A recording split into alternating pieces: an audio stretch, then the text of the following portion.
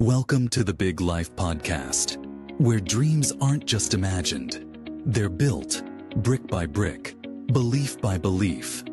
Hosted by Neal Oates Jr. and Robin Lewis, this show is your invitation to discover your amazing capabilities, invest in your growth, and unleash your potential in ways you've only dreamed of.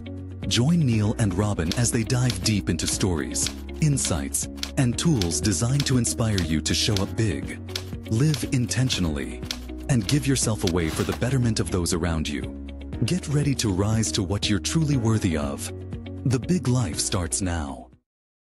Welcome to the Big Life Podcast, ladies and gentlemen. Today's episode is extra special because we're celebrating 1 year of the Big Life, and Robin and we couldn't think of a better guest to mark the occasion than the person who quite literally made this show possible. Robin and I agree on that. We were just having conversation before we came live. Our guest today is the man who introduced the two of us and unknowingly set this whole journey in motion. The one, the only Mr. Dan Longman. So, Dan is a branch manager and top producing loan originator with NFM Lending. He's built a reputation for helping clients turn complex financing into confident homeownership. But more importantly, beyond the numbers, Dan's real gift is connecting people, building trust, and creating opportunities, something that Robin and I have experienced firsthand. Dan is a leader, a friend, a natural connector. And for the first time since he connected us, Robin and I jointly get to have a conversation with Dan Longman. Dan, welcome to the Big Life, sir. Wow. I mean, I am honored to be here and I really appreciate that introduction. I don't know if it was warranted, but just super excited and proud of you guys and honored that I'm here for your 1 year anniversary. Dan, we are so honored and excited that you are here with us as well. And I can't wait to get into it because, like Neal just said, I can tell you about people's lives that are being touched and encouraged, and we're adding value to people on this podcast, celebrating a year with this episode. And, you actually help all of that come together. But before we jump in, can you just kind of let the audience get to know you a little bit? Tell us a little bit about Dan. Just share something that we can get to know you a little bit better. Sure. All right. No, I appreciate it, guys. Thanks again. Let's see. Well, the first thing I always start off as I think it's important because it kind of builds up who I am, but I am one of 12 children. I am the number 11 of 12, youngest of 8 boys. So that has had a big impact on my life. Wow. Growing up. Yeah. Hold on, wait, Dan. So you must have been the other child, right? Like we were talking early. So number 11, I've got questions about that later. Go ahead. Yeah, I'm lucky to be here, Neal. That's what I always say. I am lucky to be here. The fact that someone can have 10 children and say, let's go for 11, right? So every day I wake up, it's a blessing that I'm even here. There's no middle child. I'm not really the youngest. I have a little, younger sister, but yeah, number 11. But other than that, personally, I'm happily married, 22 years, 3 beautiful children. I have a daughter and 2 sons. And then in the mortgage business, finance major coming out of college and been in the mortgage business now 27 years. It's all I've ever done, all I know. So yeah, that's a little bit about me personally and professionally. That's awesome, man. And I didn't know that. My wife has cousins that are a family of 12, also 12 siblings, and they have a good time when they get together. It's amazing to see, actually. Yes. And hey, listen, I learned something about you already. After knowing you for so many years, that didn't click. So Dan, so if we can just be serious with you here, you introduced Neal and I, and as a result, we started building a relationship, and here we are now collaborating on this podcast. But do you remember how that happened? And I'd be interested to know what made you think that we would click like you thought we did. Yeah. No. Well, I didn't know it was going to turn into this, which is awesome. So this is a great byproduct of the initial connection here. But I do remember it was one of our happy hours that we used to have for business partners and realtors. It was at Boat Campers, and you guys were both generous enough to attend that networking event that we had. And as far as, connecting you guys, why I maybe thought it'd be a good connection, I mean, I do remember then and I remember now. I mean, what stands out to me about both of you is that you guys are both strong in your faith. And I mean, you're both very growth minded and, always just looking to grow professionally in business. But I think that the being committed and strong in your faith is something that I admire and something that just kind of, I think people gravitate towards it personally, but at least I know I do. And so knowing that about both of you, I just figured, got to connect these two. Like, I just think both of these guys will really have a strong bond connection. But like I said, didn't know it was going to be to this degree. So this is just incredible. So Right I'm on. excited to hear that. And you're absolutely correct. So Dan, what I want to know is, you mentioned you're the 11th of 12. How does that play, or has that played? Because when I look at Dan Longman, the person I know, you are one of the most generous people, most caring, but you're also the connector, as Robin and I have mentioned. How did coming from a large family, did that play a role into who Dan Longman is today? Yeah, it's a lot of things kind of being at the bottom of the totem pole in the family. There's a lot of things you kind of learn. Maybe you learn from the mistakes of the older people and you try to correct. No, listen, I mean, one thing coming from a large family is nothing's ever given, right? Like it's, you have to earn your keep, so to speak. You have to fight for attention. And I guess just one of the things that I've always kind of been, and maybe this is even like I think about it in high school now, I think I got the award of Mr.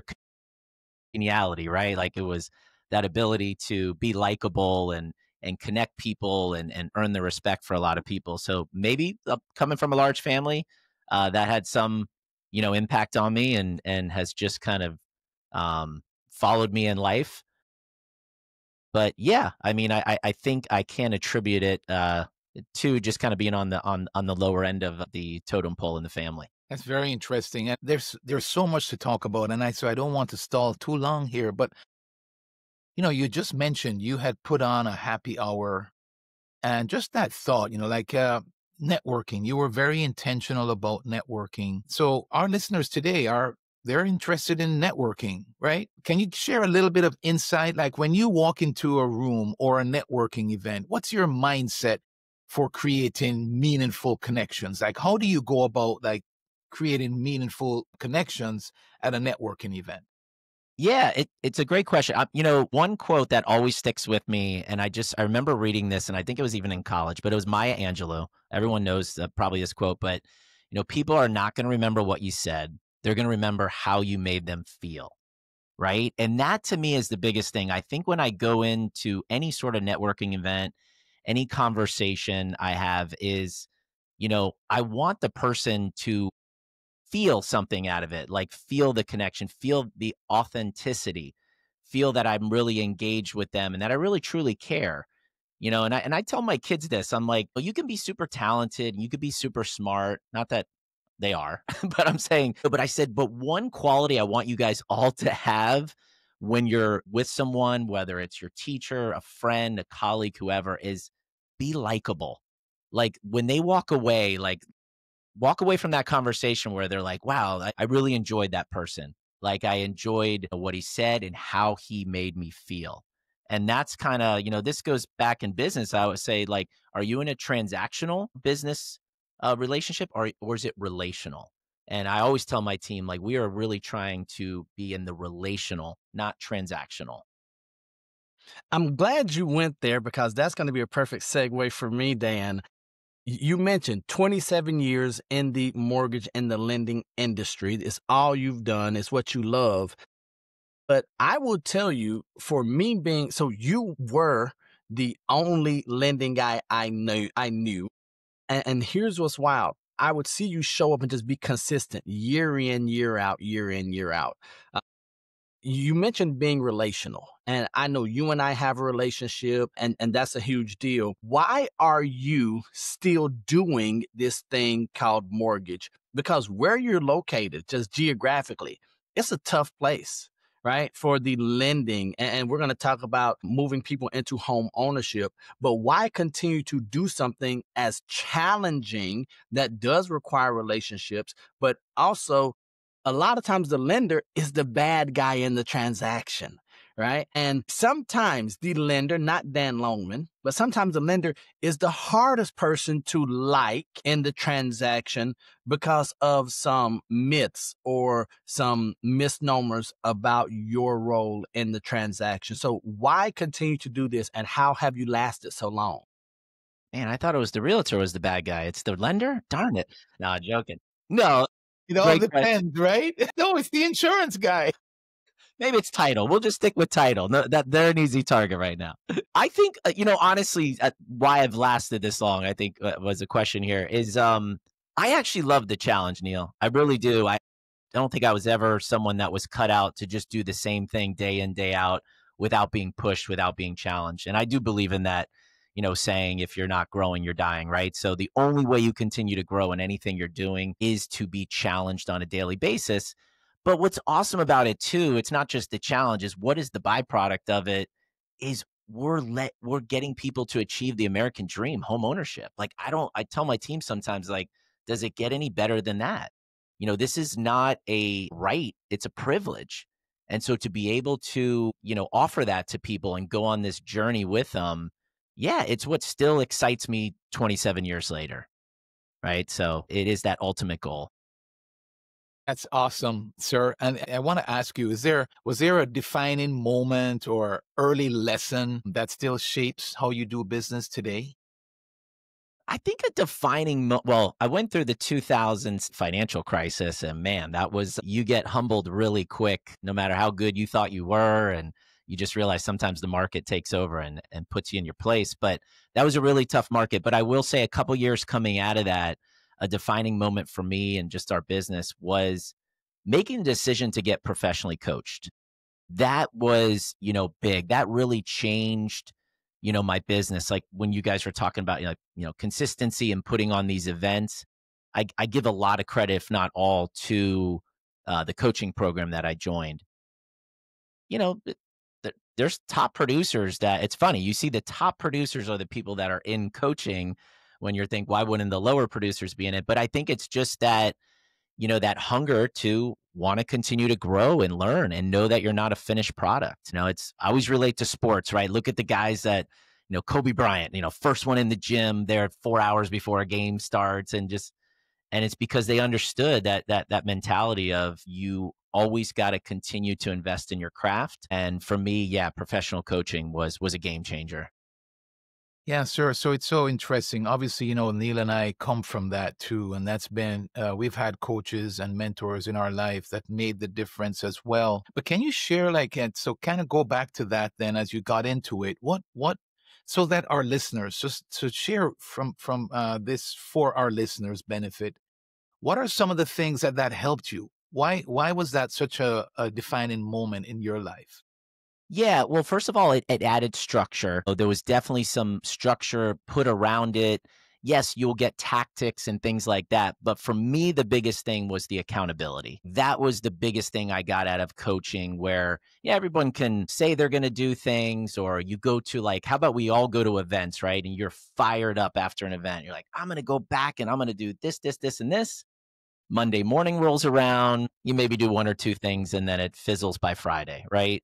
But when you're getting coached, it's that constant accountability where, you're filling out forms, you're checking in on a daily basis. You get to the end of a week, how many calls did you make? How many meetings, and having that, and you get to a point where you don't want to disappoint your coach. You don't want to disappoint the other people that are getting coached with you.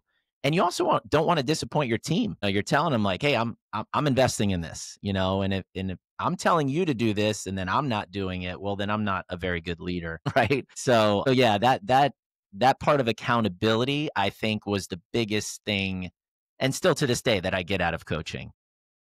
And so, Dan, I hear that, and you say still to this day, right? Ladies and gentlemen, we're talking to Dan Longman. All of his contact info is going to be in the show notes and the description. But we just heard a 27-year, not year old, 27-year veteran I wish. say that he is still getting something from coaching.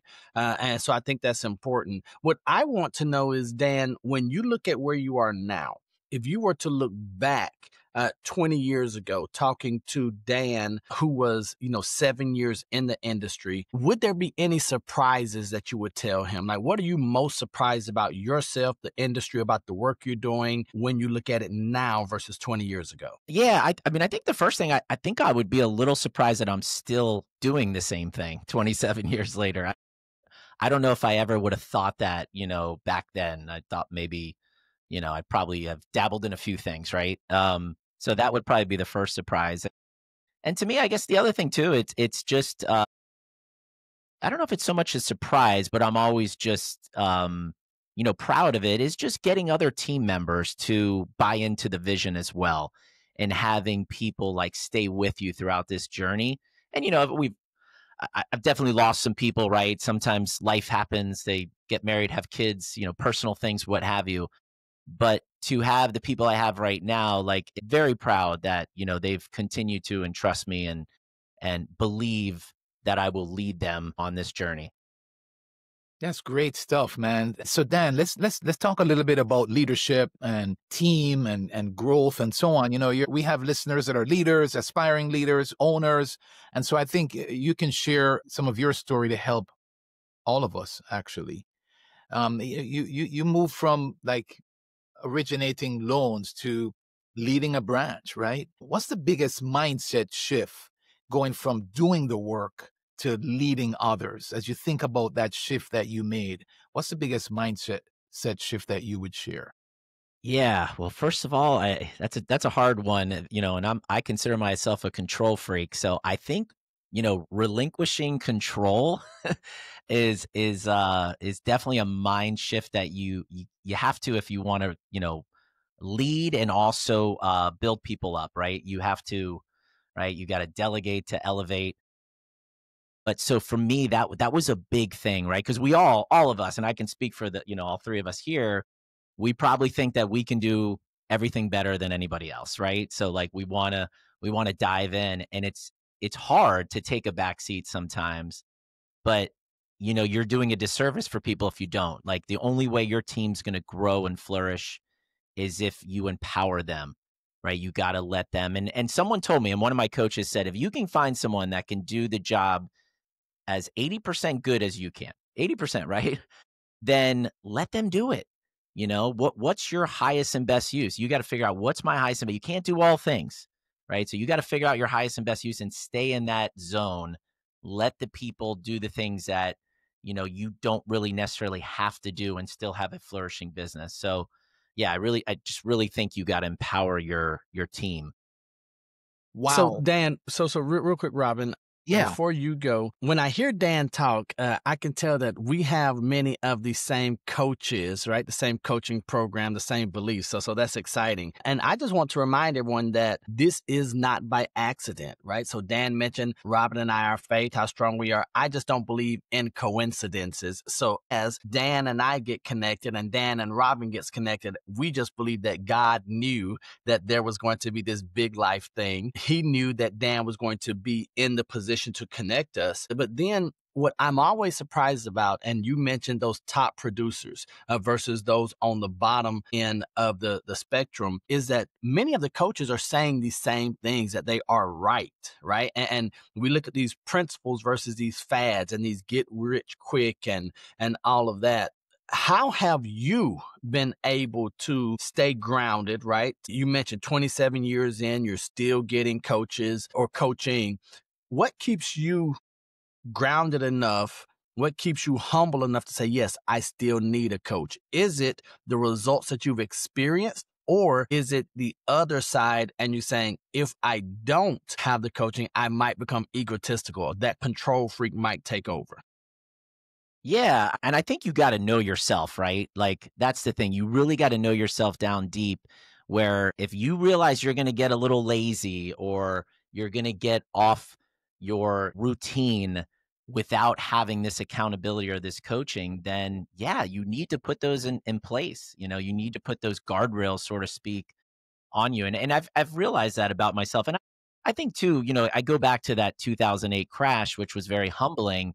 One thing I learned from that is that, listen, you're not going to be at the top of the mountain forever. It could be gone in a second.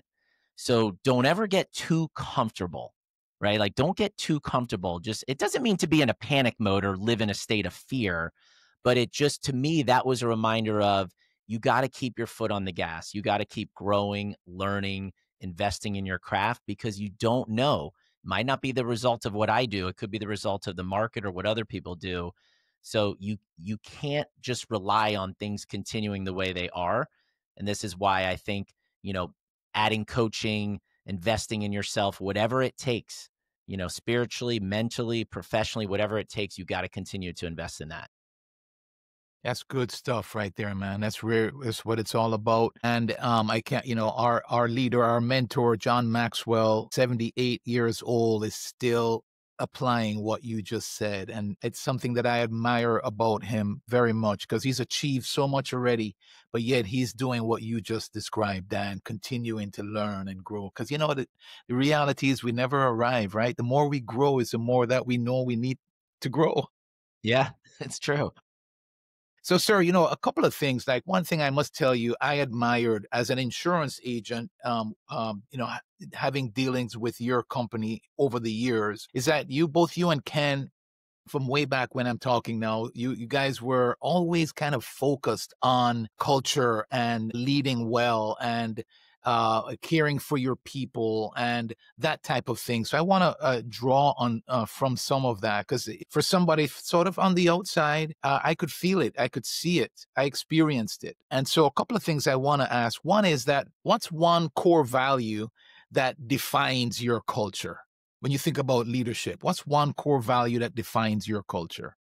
Yeah, I would say, so, our team, we have, 5 or 6 core values that we came up with together. But the one that always sticks out to me, and maybe it's because the industry we're in, is relentless communication. Communicate, you can't communicate enough with people, right?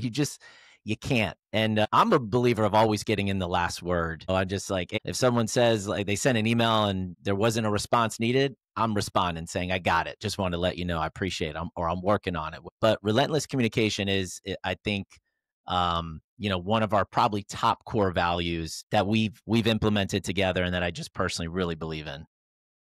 How do you reinforce that on a day-to-day basis, Dan? What does that look like? Yeah, it starts with our team meeting.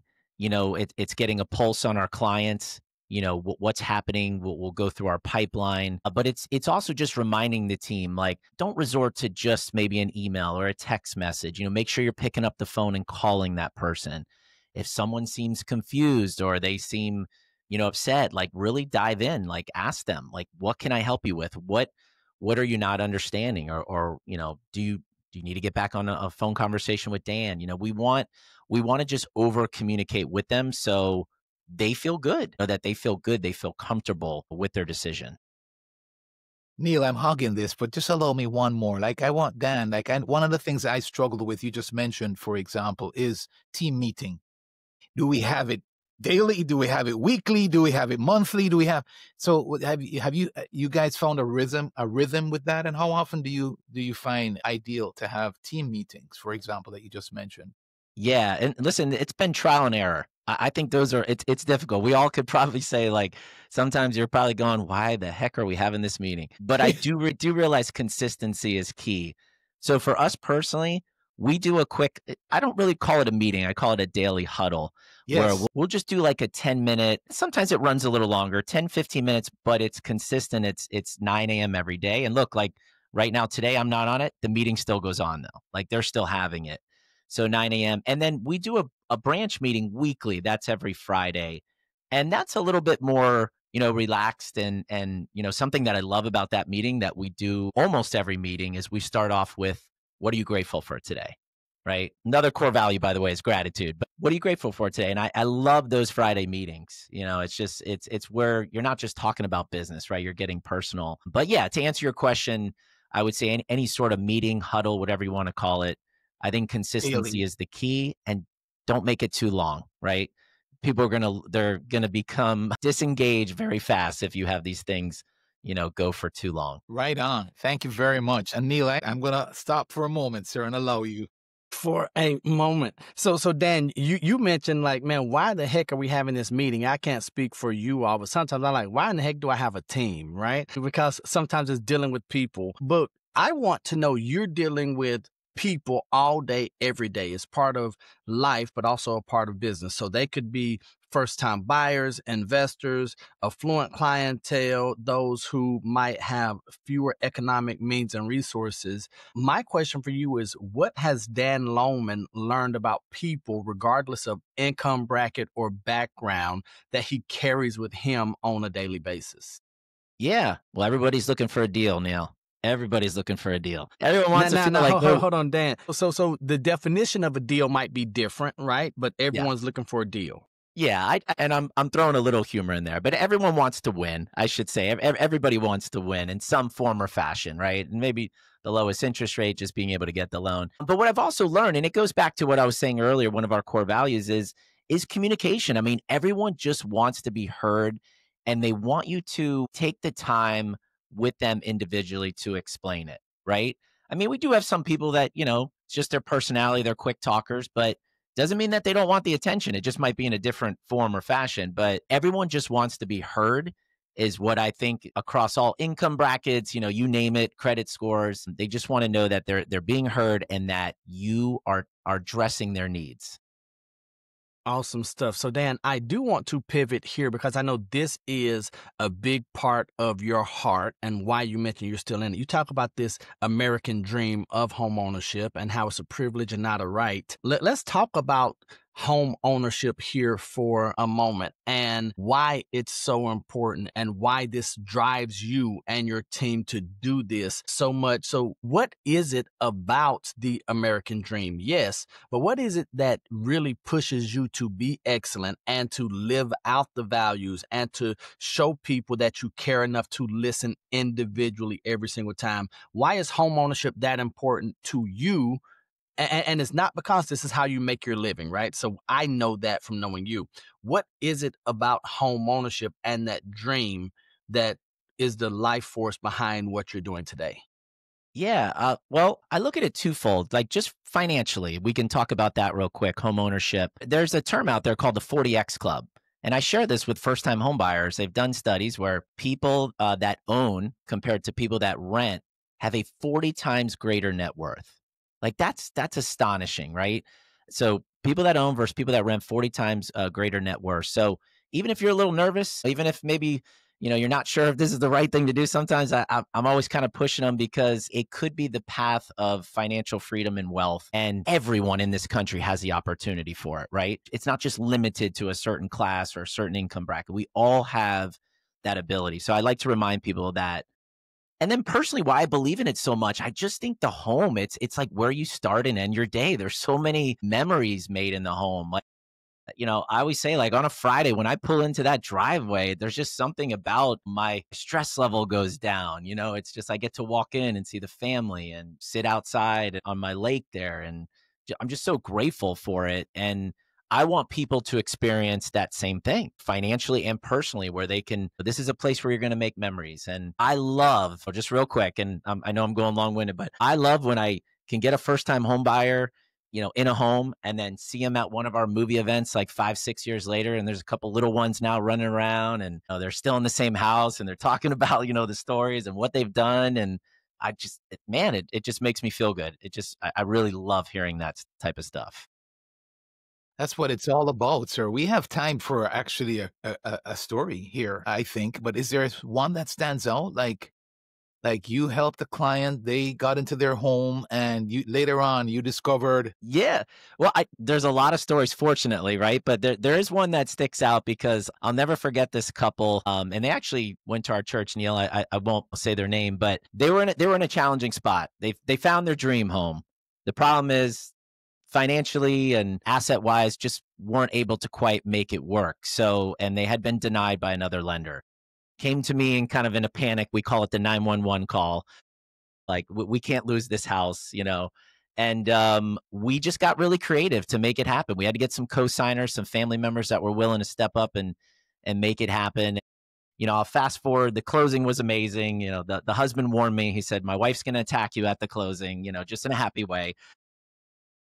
But fast forward, I remember I went to a party they were having, and we were kind of friendly. I stay in touch with all my clients, but went to this party, and I'm talking 10, 12 years later.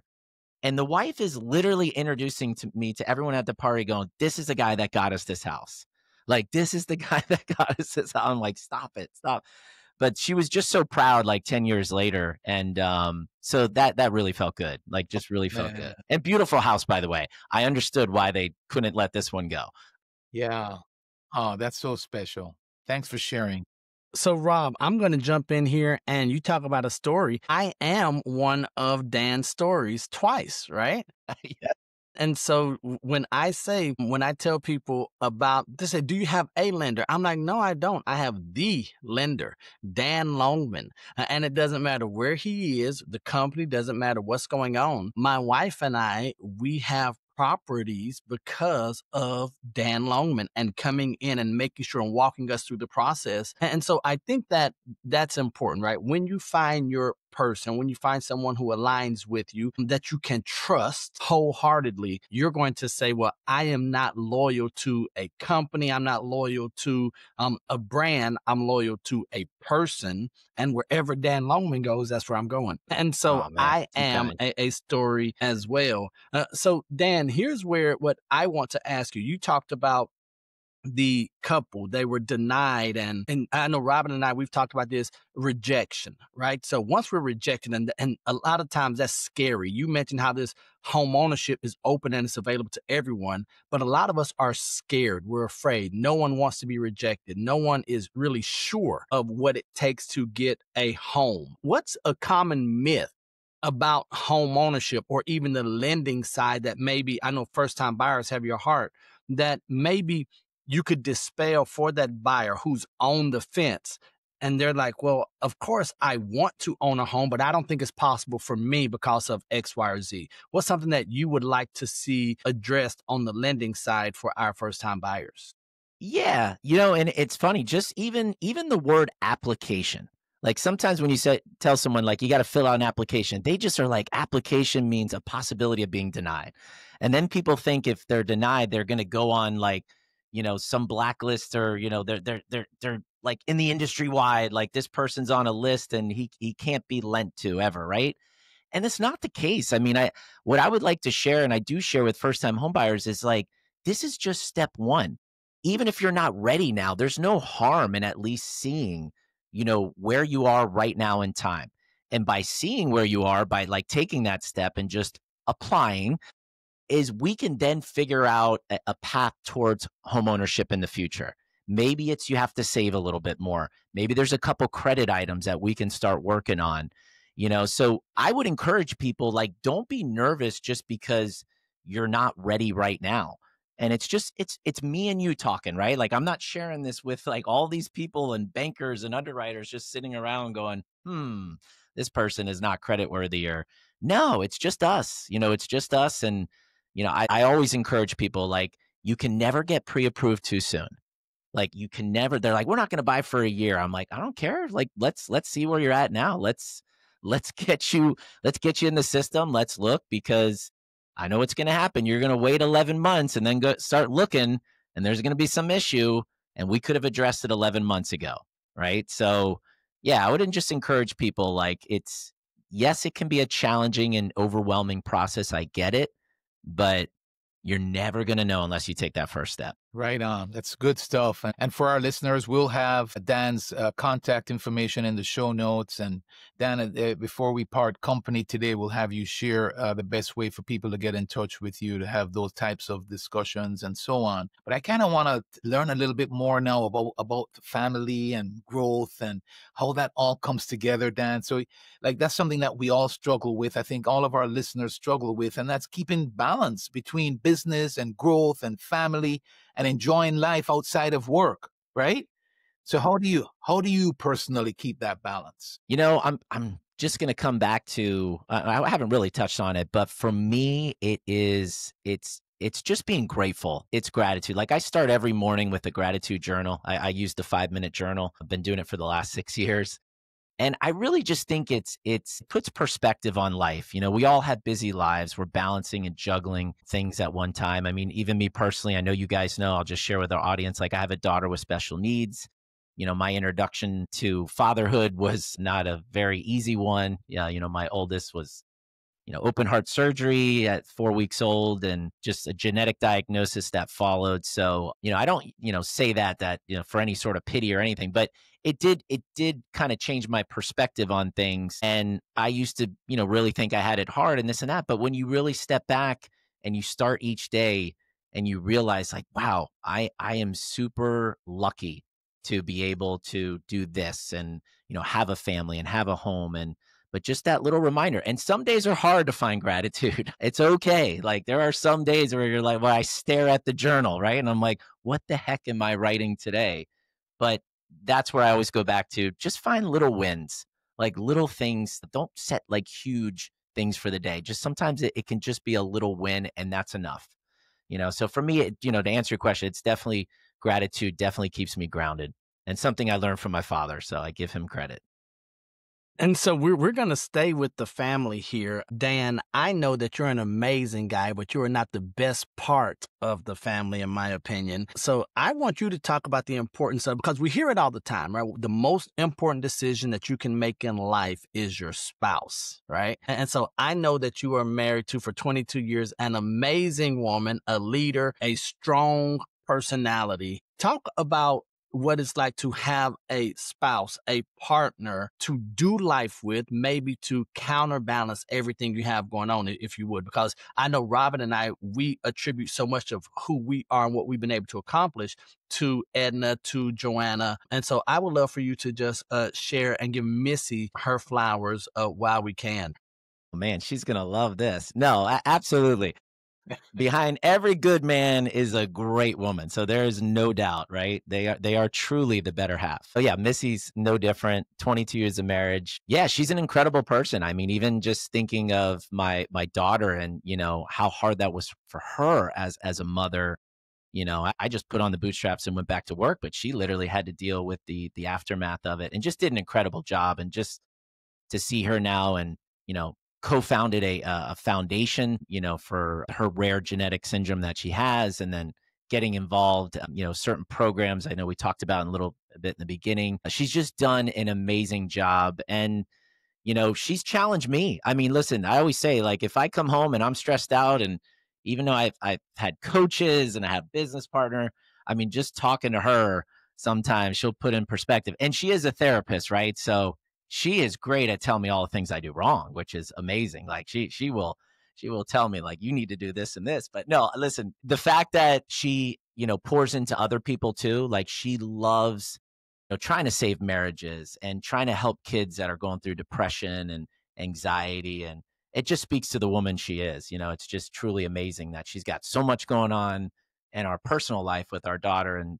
2 other children, but she's willing professionally to, try to pour into other people too. So, yeah, I'm very blessed, Neal, very blessed. That's so amazing. And I'm glad Neal asked that question. And I feel like we could camp here for a bit of it, but I have to look at the clock. Maybe we'll have to have Dan back on, listeners. Like I know you're tuning in, you're zoning in as Dan shares this morning, but there you have it. So, all of us have our thing, but, special needs. I've heard that, like your daughter had heart surgery at how old?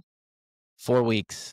4 weeks. Yeah. I've heard of those things, type of things, splitting the partnerships that you just talked about apart, because that's tough to deal with, right? And so that alone we could talk about for a little bit. But Dan, would you mind sharing, like, if you think about it from the lens of Sienna, what has Sienna like taught you, or how has she shaped you? Like what would you share with our listeners that you take away from that, from her life experience? Yeah. So much, Robin. Like, just it's incredible. And you are right. I just want to like address that. I mean, we know the statistics. It was like 70% divorce rate with, having a child with special needs. But we never, ever even like we can't imagine, because we're in this together. I think Warren Buffett said the best investment you can make is in your spouse.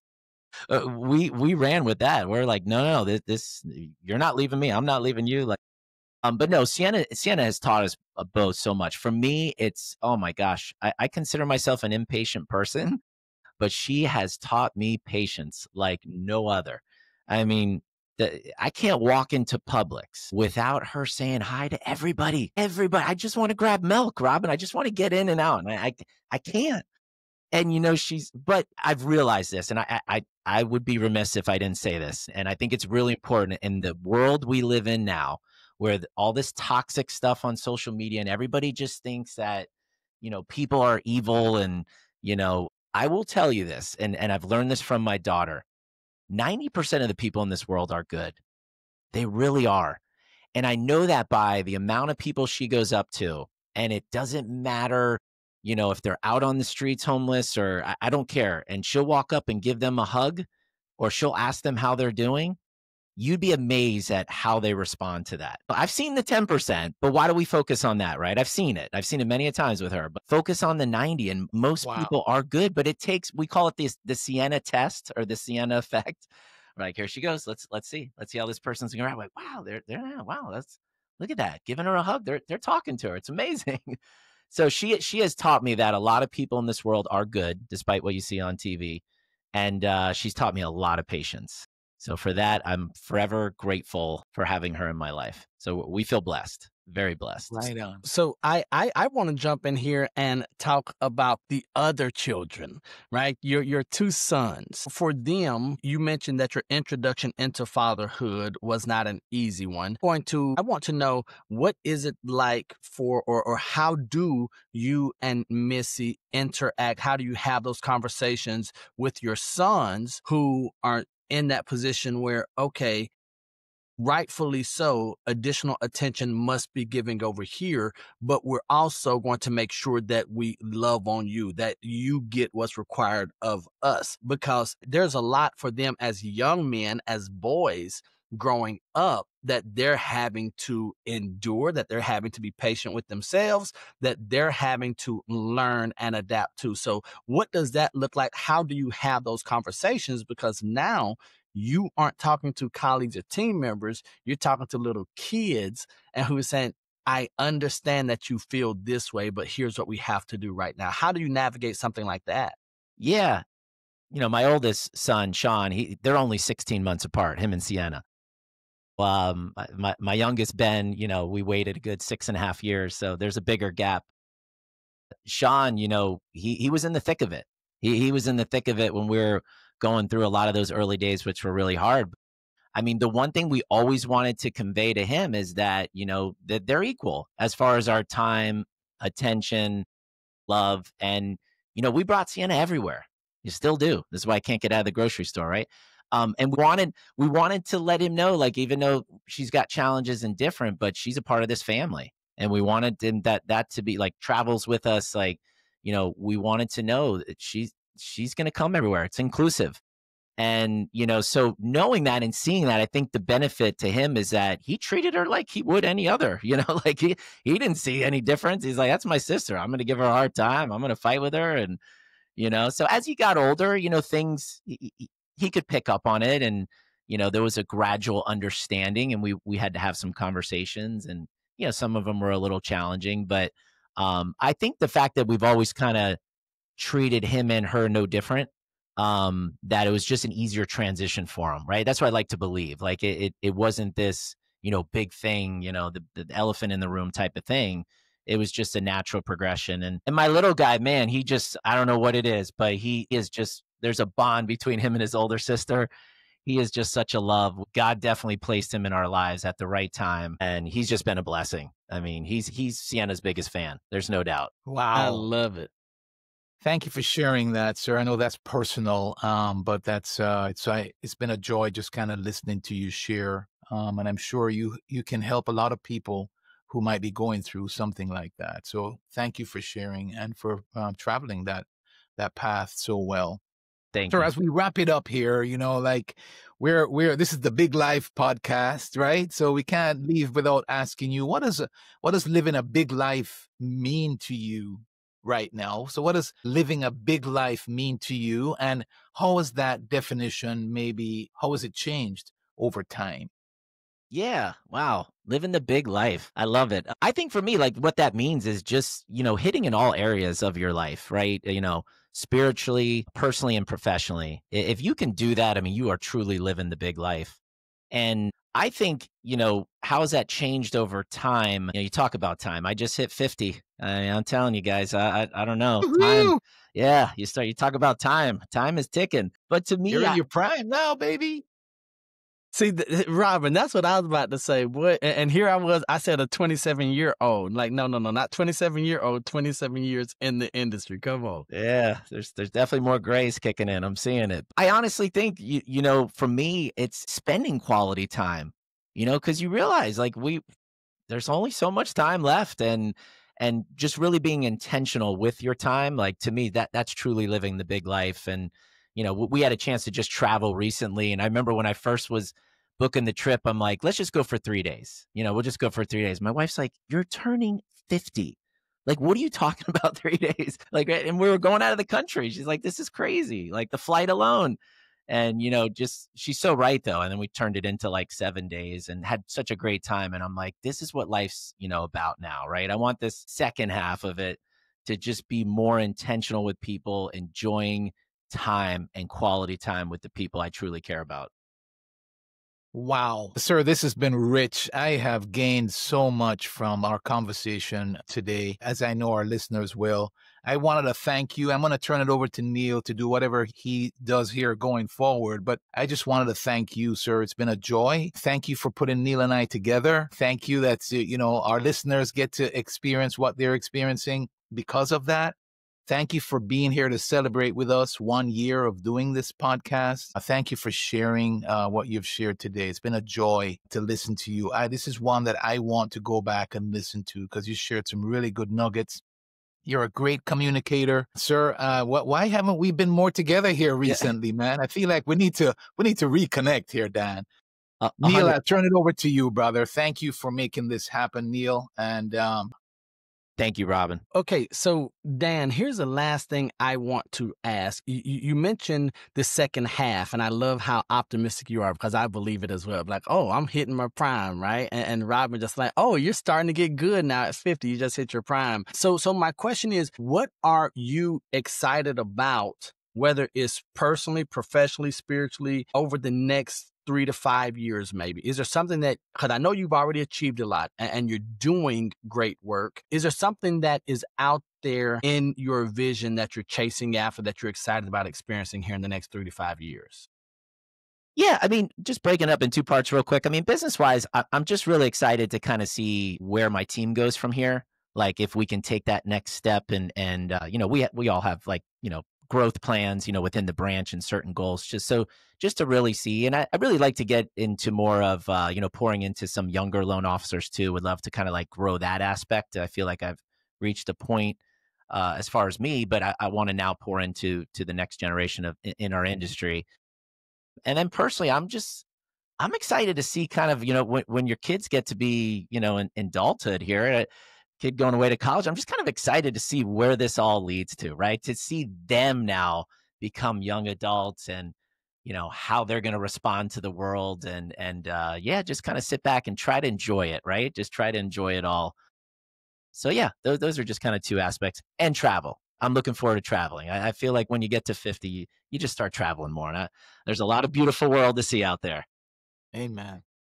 Okay, so Dan, Robin and I are going to suggest that when you travel, go ahead and allot more than 3 days per trip, right? So if you want to travel, you can't be on the road or in the plane for 6 or 7 hours and then only be there for a day and a half. That's not going to cut it. I will try. So okay, we would take the effort, and me knowing you, I know that try is going to turn into doing. You're not a person that tries. So Dan, we're going to have all of your contact info in the show notes in the description. What's the best way, in your opinion, for those who are listening to reach out and contact Dan Longman, whether they are a up and coming loan officer, someone who's in the industry who maybe needs guidance, if they are interested in applying for a loan or just having a conversation about home ownership, or maybe they just want to get to know more about the man that we've had here today, Dan Longman? How do they contact you? Yeah, listen, before I answer that though, I have to say, I just want to say thank you to you guys, like both of you. Whether you know this or not, You guys are truly, even though I connected you, I know you've shared that, but I've always had deep admiration for both of you guys. I've said you guys are strong in your faith, just great leaders. The fact that you're doing this podcast and you've been doing it for a year, I'm just super proud of both of you, but I'm humbled to be on here, honored to be on here, but just want to say you think extremely highly of both of you. Love you guys. And I'm sure the listeners know that, but I just want to reiterate it. As far as contact information, I usually just put a Batman sky, sign in the sky there with all. No, it's pretty easy. Listen, there's no one way website, email, text, but as simple as if you want to just throw an email, it's dlongman at NFM. That's the easiest. My first initial, last name at nfmlending.com. But other than that, people, they can find me hopefully on the internet some way, somehow. It's all there. So ladies and gentlemen, the same is true about Dan as it is about Robin and myself. We're easy to find if you're looking for the best, right? So just type in best lender. You're going to see Dan Longman just pop up. D Longman at nfmlending.com. Dan, it has been an absolute honor, privilege, and a pleasure, sir. This is a full circle moment for Robin and myself. I know that from here, with those accountability partners that we are, I'm expecting some great things to happen collectively as we go forward. And Dan, you and I, we have the benefit of having Robin, who has already experienced having a child leave home, go through college, go into adulthood. So we get to lean on him and his experience of that. And so we were excited to stay connected. Robin, anything you have for the people before we let Dan get his last word in? Dan, I just say love you right back, and I'm really proud of you, and thank you for being here. And to our listeners, this is one to share without a doubt. I know you benefited from this conversation that we've had, and we just encourage you to share this with others. Subscribe if you haven't subscribed already, so you can get an update weekly as we drop these shows. And Neal, I appreciate you, sir. Congratulations on a year. I've grown so much as a result of it. I'm very excited about the future, and I look forward to, I'm proud of you, proud of our friendship, grateful, and look forward to great things to come. That feeling is mutual. Mr. Dan Longman, you are loved. Anything you have in closing for the people? I just want to thank everyone. You continue to tune into The Big Life, because this is where it's at right here. But yeah, no, thank you guys so much, man. This has been really fun. And Robin, I do agree. We got to reconnect, all of us. Yep. We got to make it a point. We'll make it happen. But yeah, congratulations on the 1 year. This is awesome. Thank you. Thank you so much. Ladies and gentlemen, we are going to leave you as we always do. And that is that we love you, God loves you, and there's nothing you can do about it. And until the next time we see you or you see us, we're right there with you. Peace. Peace. Peace.